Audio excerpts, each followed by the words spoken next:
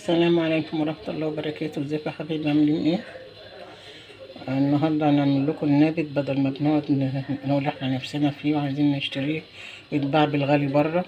فنص كيلو بنجيبيه ب25 جنيه أو ب24، بيعمل لك يجي كيلو ونص، بدل ما بنجيب بيديكي كوباية كده معرفش ب10 جنيه ولا بكام، ما تعملش طبق. فهو سهل جدا، مفهوش أي حاجة، أي حد يعمله. سهل جدا، زي ما عملت الحلبة كده بالظبط، هو بنعمله برضو بطريقة الحلبة، اللي هي الحلبة بتاعة العيد ديت. بنجيبي مثلا نص كيلو فول او حسب ما انت عايزة الكمية، وبتنقيها وبتغسليها حلو قوي، بعدين تحطها في مية، في حاجة فيها مية تتنقع، يعني اكننا بندمسه زي ما بنقنعه كده للتدميس. وبحط معلقة سكر وبحط نص معلقة كربوناتو، عشان كربوناتو دوت بتحافظ على اللون بتاعه. لو هو غامق الكربوناتو بيبيضه شوية، بينزل اللون الأسمر اللي فيه.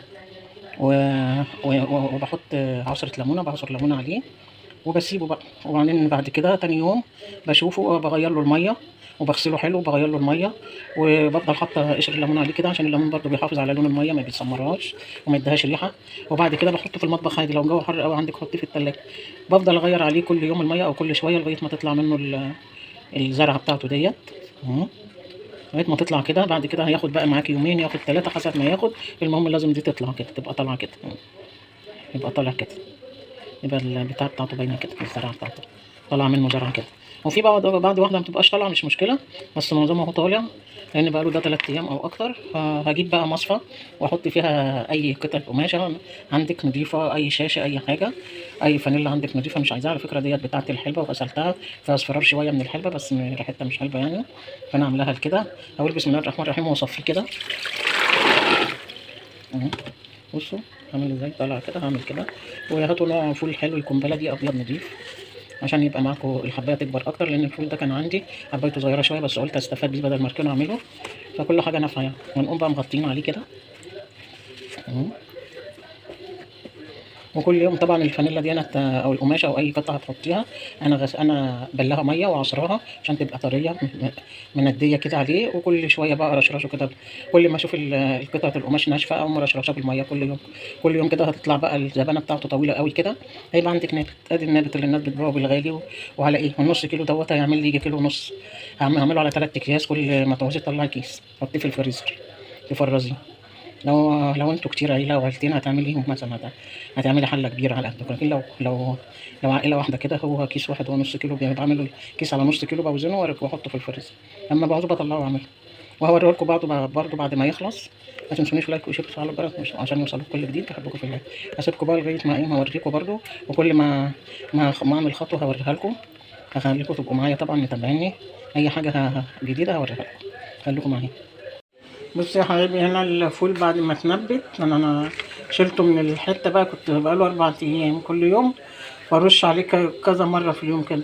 في الحر دوت نحطه في التلاجة، عشان ممكن يمزلق، يعمل ريحه، يعمل حاجه، عشان الجو حر. نحطه في التلاجة وكل يوم نرشرش عليه. كل ما يفتح التلاجة كده نرشرش عليه ونقلبه. لو لقينا واحده ما طلعتش كده، في كتير ما طلعش زي دي كده، ما نبتتش، ما طبعا ما بناخدهاش. احنا هننقي دلوقتي اللي هي نبتت قوي ديت عشان نسلقه، ونسيب اللي هو ما نبتش لو ما كتير. هن هنرجعه تاني، نحطه في القماشة تاني، ونرجع نعيد عليه تاني كل يوم لغاية ما ينبت. مش عايزين ننبته بقى نشيله في الفريزر في كيس، ولما نيجي ندمس نبقى ندمسه عادي، لان احنا بننقع الفول قبل ما نيجي ندمس عادي يعني. ولما نيجي ندمسه بنقوم فكينه. على فكرة هاتوا فولة بلدي حلوة بيضة، لان الفولة ديت كانت عندي فكانت صغيرة شوية ومحمرة، فطبعا ما طلعتش الفولة البيضة اللي هي. انا بوريكم الطريقة بس، وانتوا تعملوها في فولة نضيفة، في فولة بلدي هتطلع الحباية كبيرة كده، والزبانة بتاعتها هتطلع اكتر، وهتبقى بيضة افتح من دي. فانا هاخد اللي هي نبتت واوريكم هنعمل ايه. وحط انا دلوقتي على ما اطلع اللي نبته وغسلته حلو، طبعا شطفته حلو قوي تحت الحنفيه، وحاطه ايه الحله فيها ميه عشان نسلقه. خليكم معايا لاخر الفيديو.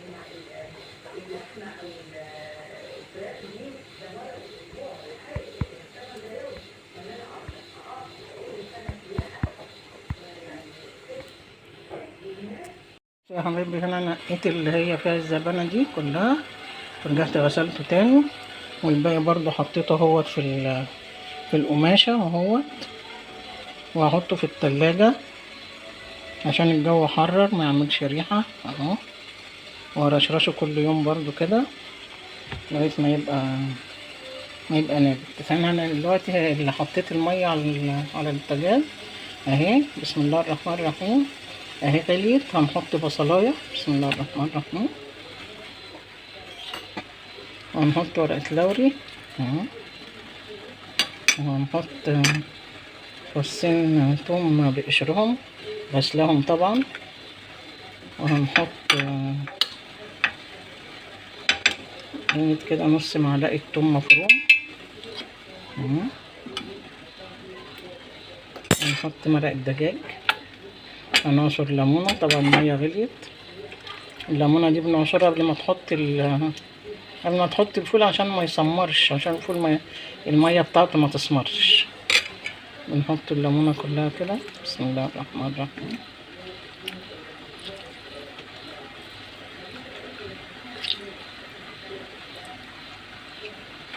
وهنحط الفول بقى، بسم الله الرحمن الرحيم اهو، بسم الله الرحمن الرحيم، وبركة بسم الله الرحمن الرحيم، والصلاة والسلام على أشرف المرسلين سيدنا محمد صلى الله عليه وسلم وعلى آله وصحبه أجمعين. صلوا على النبي يا جماعة في الكومنتات عشان نكسب أجر أنا وأنتم. أهو كده هيغلي، منحطش فيه أي حاجة تاني، هيغلي هنحط عليه زي اللحمة بالظبط ونسيبه يستوي مع نفسه، وبعد ما يستوي بنقوم مملحينه الملح اللي أنت عايزاه، ونحطش عليه أي بهارات عشان ما تسمرش الشوربة. بعد ما بتيجي تغرفيه وتيجي تاكليه ترش عليه شوية شطة وشوية كمون في قلب الطبق اللي أنت بتاكل فيه. ساعات بحط شوية زيت كده لو عندك زيت زيتون. ساعات احنا بنعمله، كانت أمي الله يرحمها بقى ويرحم أمواتنا جميعا كانت بتعمله وتقوم عاملة له محمرة له شعرية كده وتطشه بيها ويبقى شوربة نبت بالشعرية، كانت بتبقى جميلة. ونخلي جنبه بتنجان وجرجير وعيش ناشف وتاكلي بألف هنا وشفا.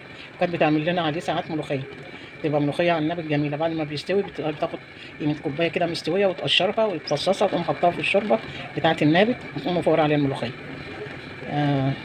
دلوقتي هو هيغلي وهغطي عليه واوطي عليه واسيبه يستوي مع نفسه.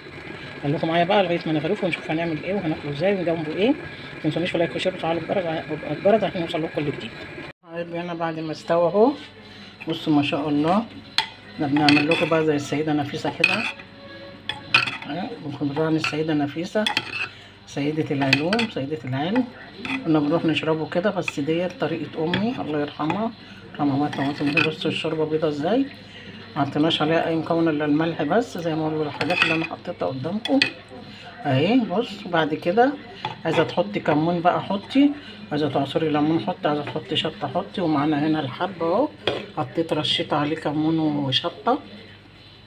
معانا كمان جبنة قديمة اهي، بصي دي الجبنه القديمه بيحطوها برضو كده معاها، بتليق مع النابت. معانا قطم مخلله وانا عاملاها معاكم قبل كده، تخليلها عادي خالص. ومعانا بتنجان المخلل دوت بقى ابو الكلام كله، هو لازم يبقى جنبها بتنجان مخلل كده، عمايل امي برضو معلمانا كده. ومعانا الجرجير طبعا بيتحل معاه عيش محمص، بس انا حمصته في الفرن مفقع اهوت مش بلدي. وكله بألف هنا وشفا. وقولوا رأيكم ايه، عايزه تحطي كمون وشطه حطي كمون وشطه، تعصري ليمون عصري ليمون، حطي نقطه زيت حطي نقطه زيت، اللي يريحك وذوقك انت واللي انت عايزه تحبيه حباه انت. وبعيد عليكم كمان لو الكلام ان لو الفوله احلى من كده بلدي وحلوه وقدرت تديكي نتيجه احلى من كده 100 مره. قولوا رايكم ايه بقى وشجعوني بلايك وشير وفعلوا الجرس عشان نوصل لكم كل جديد. بحبكم في الله وجزاكم الله كل خير، والسلام عليكم ورحمه الله وبركاته. جربوا بقى الاكله دي وقولوا اكله حرشه مع بعضها. الجبنه دي انا اللي عاملاها برده، كان عندي مش وبحط كده من السنه للسنه جبنه دي. بص الجبنه عامله ازاي ما شاء الله، وزبده عامله ازاي، وحاطه معاها فلفل احمر مخلل. يلا قولوا رايكم ايه، طعمه حلو وجميل وحاجه خفيفه ومغذي برده وفي فوائد كتير. ادخلوا عليه اعملوا سيرش لو فوائده كتير، وفي فيتامينات حلوه جدا للجسم، حلو بيديكي طاقه وفي كل الفيتامينات. يعني هو حلو، هو بروتين اصلا، بروتين بدل اللحمه اللي مصبر نفسنا. بس هو برضو كله حلو. كانت من الاكلات البسيطه اللي امهاتنا كانت بتعملها لما يكون ما عندناش اي حاجه نعملها، كانت بيفكروا يعملوا كده، يعملوا عليه ملوخيه ويعملوا عليه شوربه. قولوا رايكم ايه وما تنسونيش لايك وشير وتفعلوا الجرس.